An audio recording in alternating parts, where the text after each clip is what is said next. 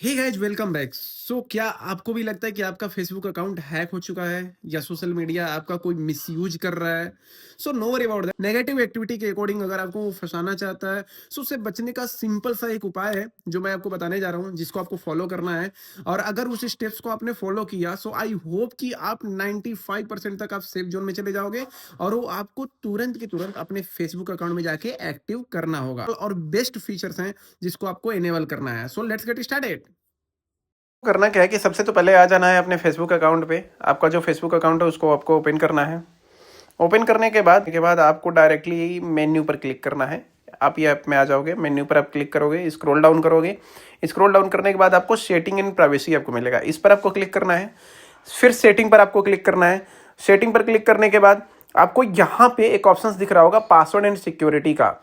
ये Meta account centre वाला जो सेक्शन है, इसी के अंदर पासवर्ड एंड सिक्योरिटी, इस पर आपको क्लिक कर देना है।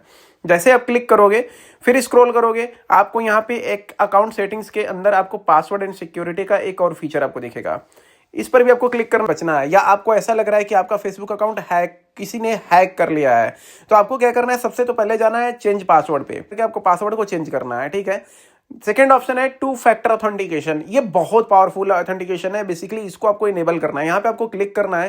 यहाँ आपसे पूछेगा कि एग्जैक्टली कौन सा अकाउंट है, फेसबुक पे या इंस्टा पे, किस पे आप करना चाहते हो। जैसे मान लो कि मुझे फेसबुक पे करना है, तो मैं यहाँ पे क्लिक करूंगा।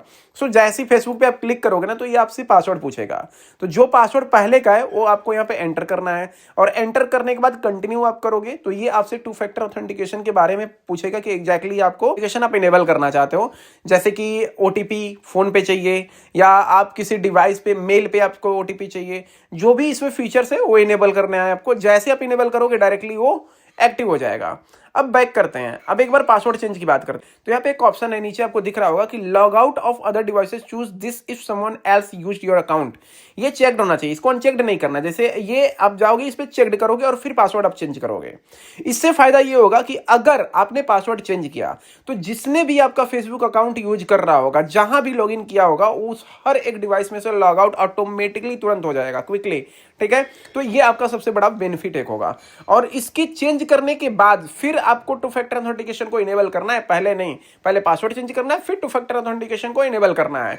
सो इतना करने के बाद ही आपका अकाउंट सेफ जोन में चला जाएगा और और सिर्फ आप यूज कर सकते हो। अगर कोई दूसरा थर्ड पर्सन फिर लॉगिन करने की कोशिश भी करेगा, so they can't be log in without your OTP access.